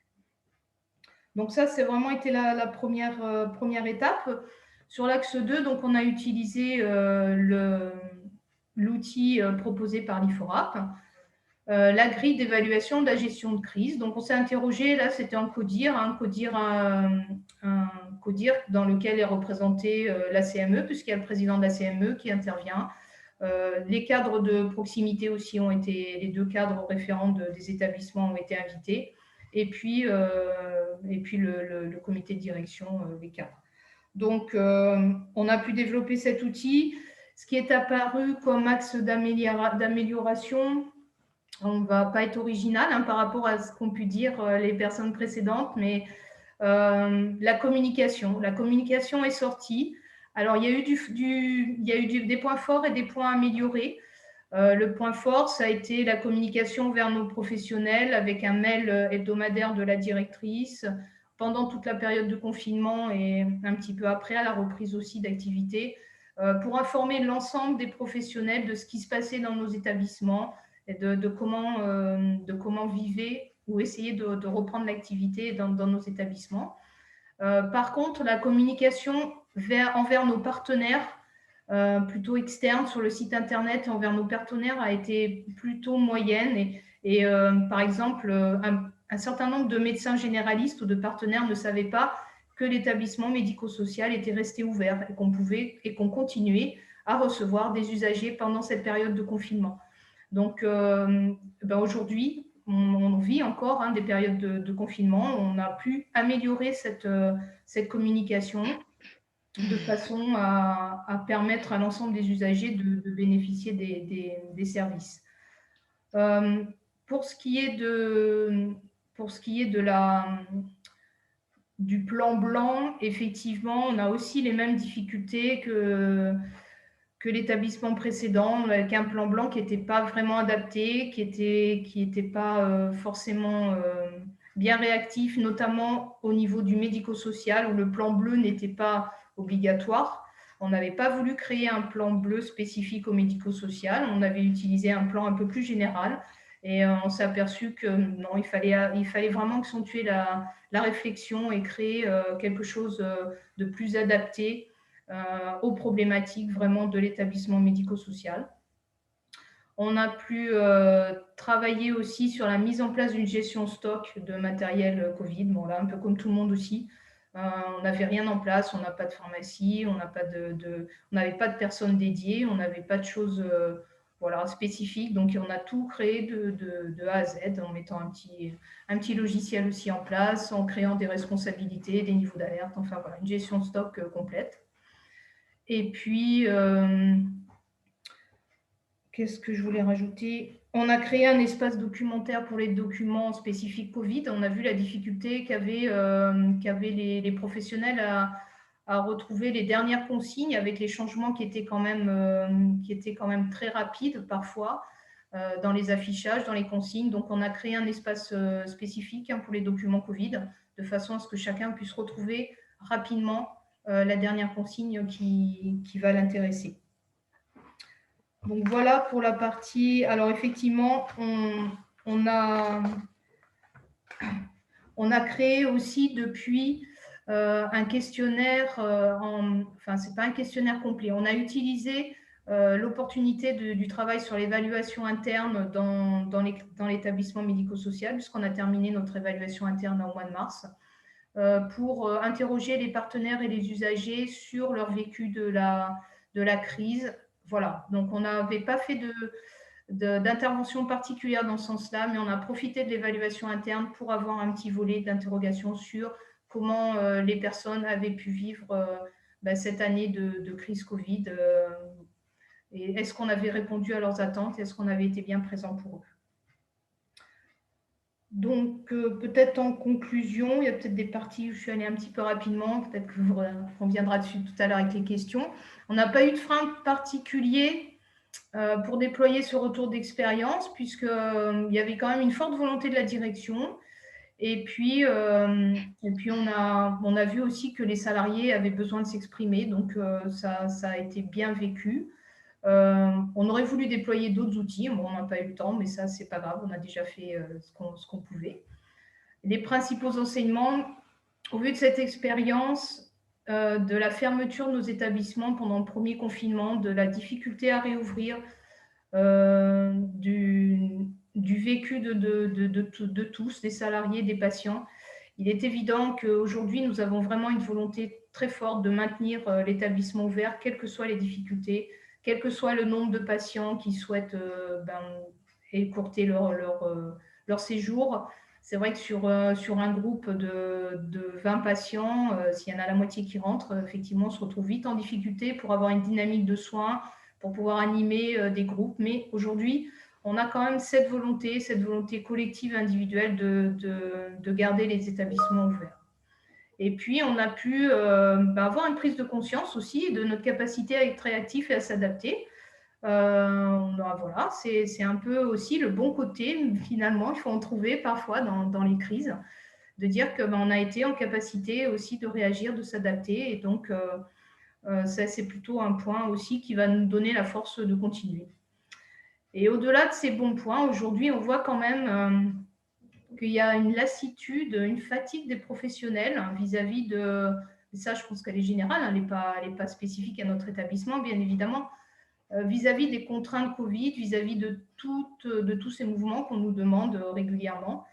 Et aujourd'hui, on était plus dans une action de réflexion de comment avoir une action fédératrice qui pourrait remobiliser un petit peu les équipes autour de quelque chose, d'un outil de soin, autour pas un projet au sens large, mais de quelque chose qui permettrait de redonner un petit peu de motivation et de remobiliser les équipes autour de quelque chose du soin, qui redonne du sens aux soins au milieu de toutes ces contraintes qui nous obligent à travailler encore dans un mode dégradé qui est parfois quand même pesant pour nous tous. Il faut savoir aussi que le contexte institutionnel aujourd'hui, on est dans un contexte de fusion, on est dans un contexte où on veut regrouper des sites sur un seul lieu, donc des gros projets qui aussi bougent les équipes, inquiètent, voilà. Donc, il n'y a pas que la Covid dans notre établissement qui fait que nous sommes aujourd'hui dans cette réflexion. Voilà. Merci infiniment, Jannick, de ton retour d'expérience. En attendant, je vois qu'il commence à y avoir quelques petites questions sur le chat. Comme tu l'as très bien dit, le sujet de la communication et de l'information, c'est aussi largement mis en exergue dans ton retour d'expérience. Et je pense que globalement, c'est un des sujets majeurs sur cette première étape de gestion de crise. Ce que tu as évoqué, et ce qu'a évoqué aussi Pierre Daguet, et c'est là où ça donne tout le sens du retour d'expérience, c'est comment ça vous le mobilisez, notamment, alors toi tu as évoqué la question du dispositif d'évaluation interne des établissements, plus globalement de la certification, mais comment ces éléments-là vont alimenter les projets d'établissement. Tu as aussi évoqué la question de la continuité. En fait, plus jamais on ne fermera. Comment on assure cette continuité d'activité. Et je trouve que ces éléments-là, c'est assez intéressant de pouvoir tirer les fils, de se dire que le retour d'expérience, ça ne sert pas que pour la prochaine gestion de crise, ça sert aussi à se poser la question de comment on capitalise sur des organisations qu'on a pu mettre en place et qui peuvent être utiles pour la continuité ou qu'on juge inacceptables pour la continuité de la prise en charge et de l'accompagnement des personnes. Donc voilà, je trouvais que ton témoignage était intéressant sous ce volet-là et puis concordait aussi avec le témoignage de Pierre Daguet. Et puis, pour faire le lien avec une question qui est posée dans le chat, posée par Sophie Delraux, qui a été posée en amont, mais je pense que ça fait bien le lien aussi avec ton témoignage sur la question de la non-adaptation des plans blancs.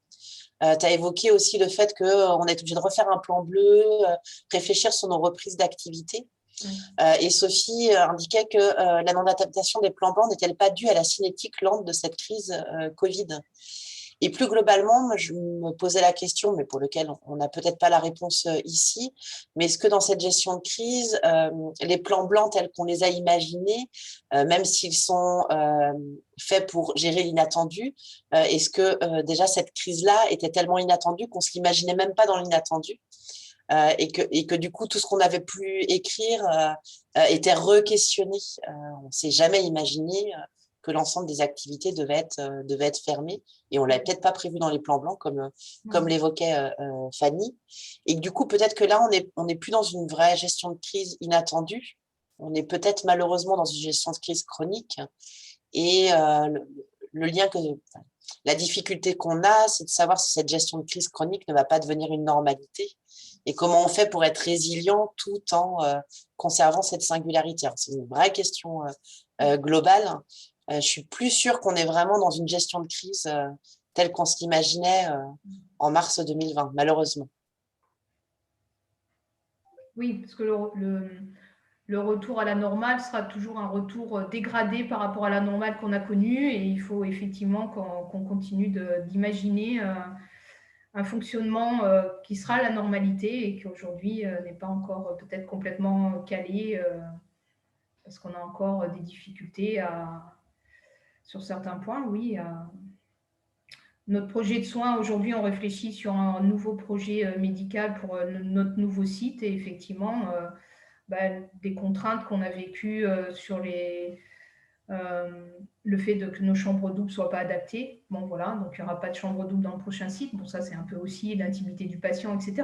D'accord. Mais pour un bon nombre d'activités qui se fait en groupe, parce que c'est notre projet de soins, parce que c'est notre façon de penser, effectivement, aujourd'hui, il faut qu'on imagine différemment. Parce qu'on a des contraintes sanitaires et qu'elles seront sûrement présentes oui longtemps. Et ça, on en est bien conscient, oui, c'est vrai. Ouais.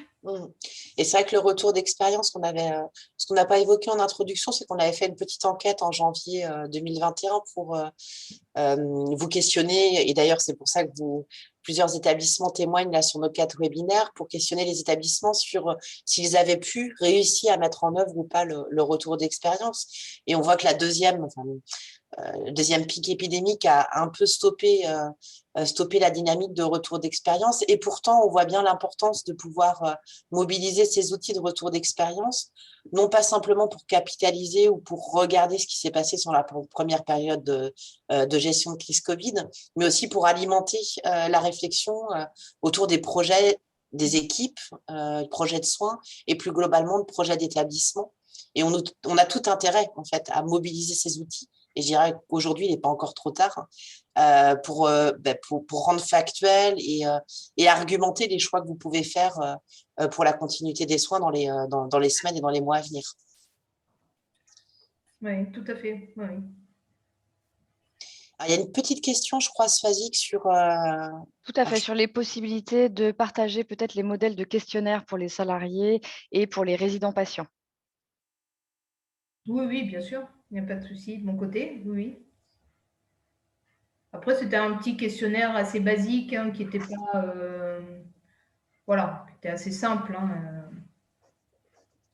Les ligues de l'enjeu aussi, on peut le partager, mais enfin, effectivement, c'est le même commentaire, c'est un truc basique, mais pourquoi pas, ça peut servir de base pour… C'est ça peut faire une trame de travail pour d'autres établissements et qu'ensuite ils le personnalisent et qu'ils l'adaptent, bien sûr. Et Fanny précise aussi qu'il n'y a pas de souci pour partager. Super. Merci infiniment, Jannick. On va laisser la place à la dernière intervention de ce webinaire. On est encore dans les temps. Fabrice, on te laisse la parole pour nous partager l'expérience des APSIAD. Oui, bonjour à tous. Fabrice Grelier, responsable qualité et gestion des risques et référent Covid de l'association des APSIAD. Donc, pour présenter les APSIAD, peut-être en quelques mots, donc c'est une association qui regroupe 4 établissements sur le domaine de la psychiatrie, 2 établissements avec des consultations médico-psychologiques pour enfants et adolescents qui sont répartis sur tout le département de la Loire-Atlantique. Et le 2e établissement en psychiatrie, c'est un centre de post-cure psychiatrique à Saint-Herblain qui regroupe de l'hospitalisation complète, de l'hospitalisation de jour et 4 appartements thérapeutiques. Et les 2 autres établissements, ce sont qui sont dans le champ de l'addictologie, avec un soin de suite et réadaptation en addictologie, avec 65 lits d'hospitalisation complète et 13 places en hospitalisation de jour. Et autrement, 7 antennes de centres de soins, d'accompagnement et de prévention en addictologie qui sont également réparties sur tout le département de Loire-Atlantique. Donc, je commence cette présentation par la présentation de l'association pour montrer la spécificité. On a 4 établissements différents, on a 19 sites en tout, et c'est à prendre en compte dans le retour d'expérience. Ce que je voulais expliquer aussi en début de présentation, c'est le contexte dans lequel on s'est retrouvé. Sur l'association, on devait avoir 2 boîtes de masques. Donc, on s'est trouvé un petit peu mal quand il y a eu l'annonce du confinement et évidemment la mise en place des gestes barrières avec le port du masque. Donc, la décision a été prise brutalement de fermer les établissements, faute de pouvoir gérer le risque de contamination, vu qu'on n'avait pas de masque du tout. Et donc, derrière, ça a amené une crise plus liée à la brutalité de l'arrêt, du retour à domicile des patients. Plus que le Covid en lui-même, parce qu'on n'a pas eu de patients, ou quelques professionnels, sur la durée, évidemment, on en a eu quelques-uns, mais très, très anecdotiques finalement. Donc, suite à la fermeture brutale, il y a eu la mise en place de la cellule de crise qui s'est réunie très régulièrement et qui était composée principalement du directeur général, de la directrice adjointe, et puis pour les 4 établissements, le responsable d'établissement et le médecin-chef de chacun des établissements. Comme je le disais, on n'a pas été touché par des cas Covid concrètement, et le plus difficile, ça a été de gérer en fin de compte le télétravail et le suivi des patients à distance, sachant qu'on n'avait pas de masque, donc on a fermé, mais pour le suivi à distance, on avait très peu aussi de matériel informatique. Donc, au portable en tout cas.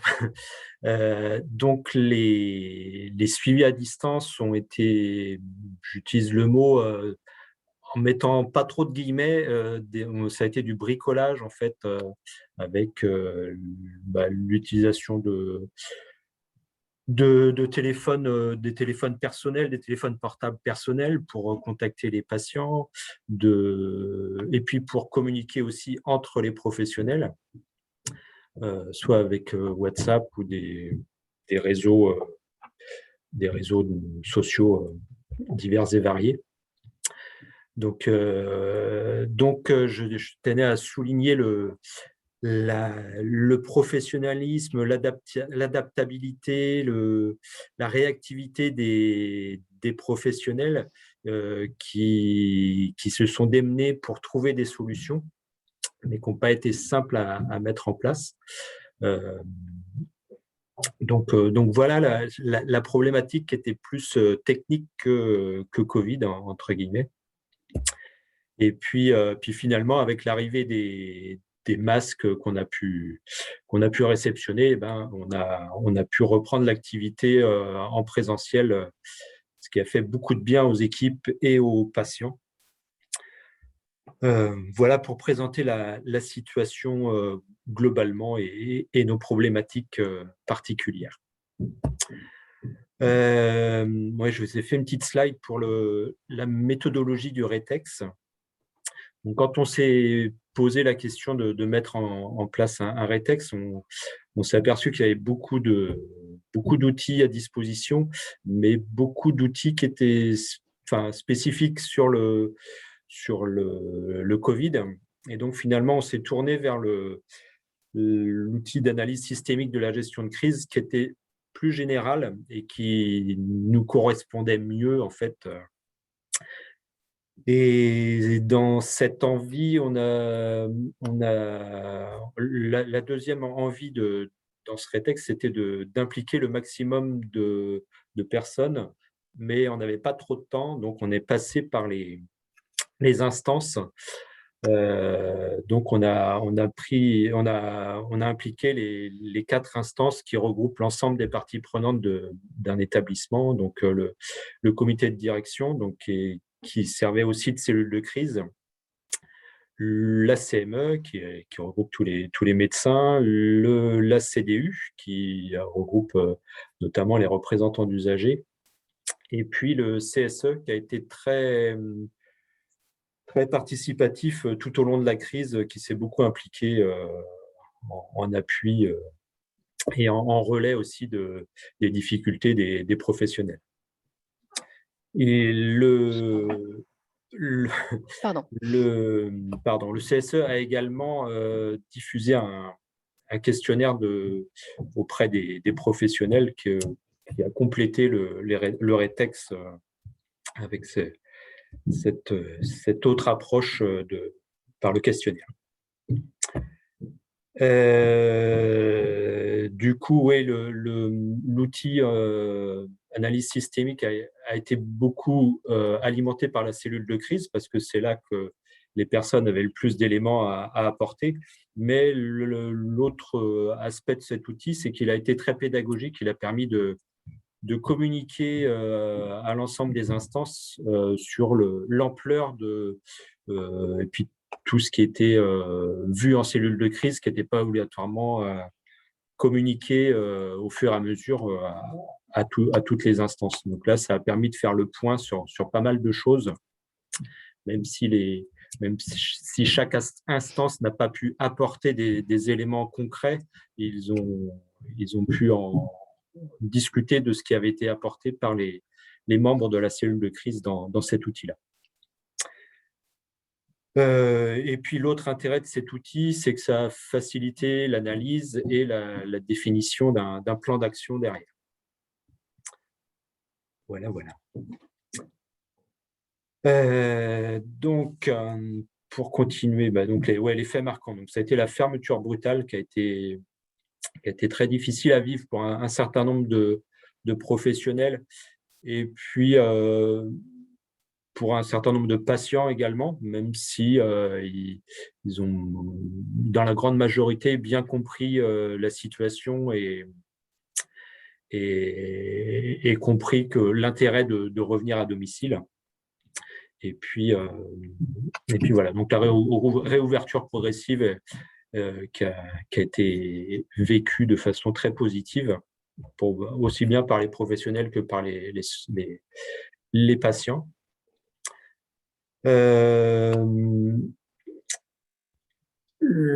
Je continue avec les chiffres clés. Donc, l'association regroupe à peu près 220 salariés.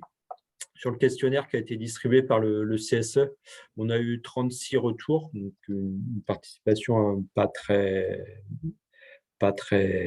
nombreuse, mais qui était conforme aussi aux résultats de ce qu'on a pu évaluer dans le RETEX. Et donc, comme je le disais, on a essayé d'impliquer le maximum d'instances possibles qui regroupaient l'ensemble des parties prenantes. Et dans le plan d'action, on a pu définir 26 actions, dont 10 qui sont déjà mises en place. Alors, on retrouve les choses qui ont été dites auparavant par les établissements précédents, comme des améliorations qui ont été définies, notamment la mise à jour du plan blanc, qui en effet, nous non plus, ne nous a pas servi vraiment. La structuration de la communication, surtout sur le premier confinement, où là, il y avait très peu aussi bien de professionnels que de patients, enfin, il n'y avait plus du tout de patients et très peu de professionnels sur site. Et du coup, la communication était très en tuyau d'orgue entre chaque établissement. Et la communication transversale au niveau des 4 établissements de l'association était presque inexistante. Et ça, on a bien senti ce manque-là au niveau de l'association globale. Du coup, moi, pour le contexte, éclairer le contexte également, moi, personnellement, je suis arrivé sur l'association en janvier. Et donc, 3 mois après, je me retrouvais à gérer, enfin, voilà, à vivre cette crise-là en étant responsable qualité, mais sans avoir l'expérience du fonctionnement de l'établissement. Donc, j'ai travaillé beaucoup avec chacun des 4 responsables d'établissement, mais toujours en tuyau d'orgue, à adapter les mesures pour chacun des établissements. Donc, une fois qu'on est sorti du gros de la crise, moi, je suis revenu vers le directeur général en faisant remonter que voilà, fallait qu'on ait une gestion plus globale aux 4 établissements. Et on a mis en place des feuilles d'information sur les consignes qui ont été harmonisées sur tous les sites, parce que dans l'urgence, chacun avait pas bricolé, mais fait un petit peu remonter ses besoins. Et moi, j'avais essayé de répondre à chacune des sollicitations, mais sans avoir la prise de recul suffisante et nécessaire pour harmoniser tout ça. Donc, ça a été un des gros enseignements de cette crise-là. Et puis, le fait que j'ai été désigné référent Covid, ça a permis que l'ensemble des professionnels m'identifient mieux et du coup, d'avoir une identification plus simple. Et puis, j'ai pu centraliser toutes les questions qui pouvaient venir au fur et à mesure de l'évolution des consignes qui varient toujours régulièrement. Donc, ça permettait d'avoir un seul interlocuteur qui permettait de tout centraliser. Voilà. Je dirais aussi, concernant le déploiement du matériel informatique, on est en cours de déploiement. Voilà, on partait de très peu. On a pu avoir des moyens par l'ARS pour avoir plus d'ordinateurs portables. On est en train de les déployer dans les différents sites. Chaque site maintenant a au moins deux ordinateurs portables. Enfin, je parle surtout pour les consultations réparties sur tout le département. Et je dirais un enseignement, tout à l'heure, on parlait des téléconsultations. Donc, les professionnels pour faire le suivi à distance, ont mis en place des téléconsultations, alors soit par téléphone, soit des fois par visio, un petit peu comme ils ont pu, quoi. Et suite à ça, maintenant, les suivis se font de la consultation, mais il y a certains professionnels qui ont bien compris l'intérêt des téléconsultations et qui continuent à faire certaines téléconsultations pour certaines prises en charge particulières. Par exemple, il y a un psychologue qui me disait l'autre jour qui suivait une personne en situation de handicap qui avait du mal à se déplacer. Eh bien, il a mis une consultation sur 2, il le fait à distance. Et je trouve que tout à l'heure, on parlait de voilà, la téléconsultation, c'est pas la panacée, mais c'est je pense, un outil supplémentaire à disposition et bien utilisé qui peut être très, très pertinent pour certains suivis. Et pareil pour le SSR, où on a des patients qui viennent vraiment très largement des régions environnantes des Pays de la Loire. Pour les admissions, en fin de compte, il y a plusieurs médecins maintenant qui font de la téléconsultation pour les admissions pour bien évaluer si la prise en charge est adaptée au SSR et qu'ils le font à distance, qui limite les transports. Donc, je pense que c'est quelque chose de vraiment intéressant et qui s'adapte de façon pertinente pour certaines prises en charge particulières. Que dire d'autre? Oui, et comme le disait l'établissement précédent, on a la première chose qu'on a mis en place, c'est d'avoir un stock tampon de masques nécessaire en cas de future crise donc maintenant on a toujours des masques et plus qu'on ne se retrouve plus au dépourvu et être obligé de fermer, ce qui a été quelque chose de très compliqué à vivre pour les équipes et pour certains patients. Merci Fabrice. On approche de l'heure de 14h, donc vous avez précisé à tous qu'on maintenait le timing.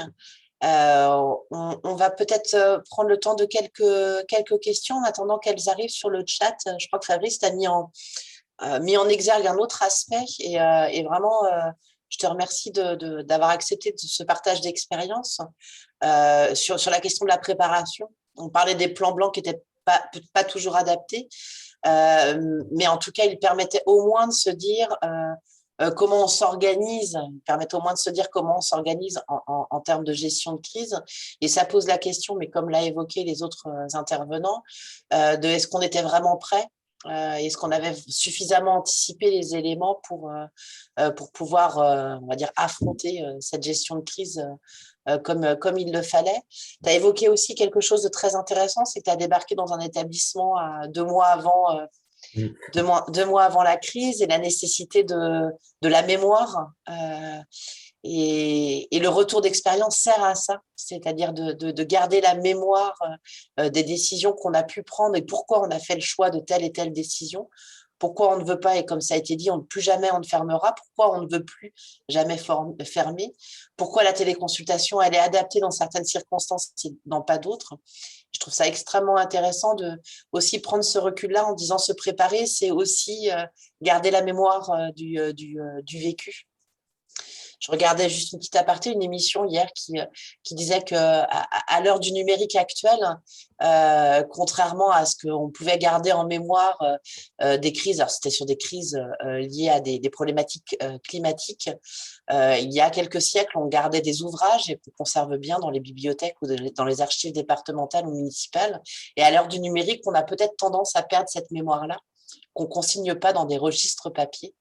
Et pourtant, Dieu sait ce que je suis une geek du numérique. Donc, c'est assez intéressant de finir quelque part ce Rex Covid sur le dispositif de gestion de crise et de pouvoir mettre en exergue l'importance de garder la mémoire des décisions qu'on a pu prendre et des enseignements qu'on a pu en tirer. Swazik, je te laisse peut-être me dire s'il y a quelques commentaires. Alors non, il n'y a pas sur le chat? il y a pas de questions spécifiques parce que je pense que la plupart des gens enchaînent avec des réunions, etc. Donc beaucoup de remerciements pour les différents intervenants sur la qualité des interventions et sur la richesse des échanges. Donc je pense on peut effectivement renforcer ces remerciements et puis peut-être conclure avec le sondage. Tout à fait. Donc, on vous poste un petit sondage avant que vous échappiez tous. Voilà, pour nous dire un petit peu ce que vous avez pensé du webinaire. Est-ce que le format vous convient? Est-ce que vous pensez pouvoir participer au prochain? Voilà, donc on aura plaisir à vous retrouver pour les prochains retours d'expérience qui, vous l'avez noté, hein, sont à chaque fois sur des thématiques spécifiques. Et le prochain donc sera sur la thématique du travail en équipe. Et qui sera probablement reporté au 4 mai en lien avec les nouvelles organisations, notamment des congés scolaires. Tout à fait.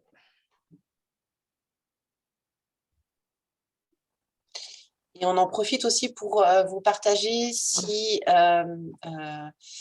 vous avez vu que notamment Fabrice et puis Yannick ont utilisé un petit support synthèse pour partager leur retour d'expérience. On est aussi preneur de ce type de retour d'expérience de structures qui ne souhaitent pas forcément témoigner lors de webinaires, mais qui accepteraient de pouvoir partager leur retour d'expérience synthétique formalisé. On est très preneur pour pouvoir alimenter une base au-delà des questionnaires, mais aussi des enseignements que vous avez pu en tirer. Ça contribue au partage d'expériences au sein des établissements de la région. Alors, pour l'instant, j'ai 79% des participants qui ont voté.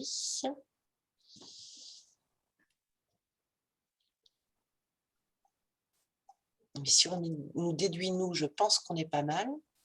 Donc, je vais mettre fin au sondage. Voilà, et je vous partage les résultats qui montrent globalement que ce webinaire a beaucoup plu. Le créneau du 12-14, effectivement, répond, on va dire, globalement, convient globalement à une grande majorité, même s'il n'est pas idéal, parce que c'est vrai qu'entre midi et 14h, c'est la pause déjeuner qu'on enchaîne souvent. Et une grande majorité pense pouvoir participer aux autres webinaires.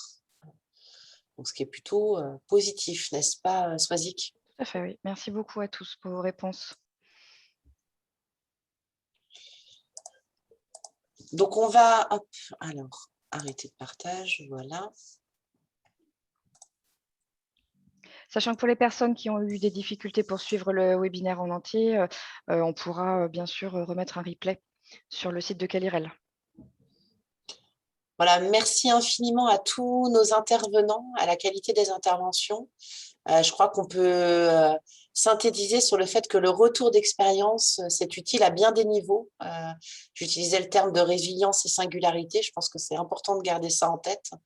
Et même si on est à 1 an du début de la gestion de crise, il est encore temps de mobiliser le retour d'expérience. D'ailleurs, il est utile en continu dans les dynamiques d'amélioration continue de la qualité et de la sécurité des soins.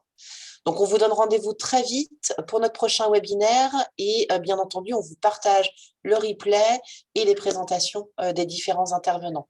À très bientôt à tous. Merci. Merci, À bientôt. au revoir. À bientôt. Au revoir et merci. Au revoir.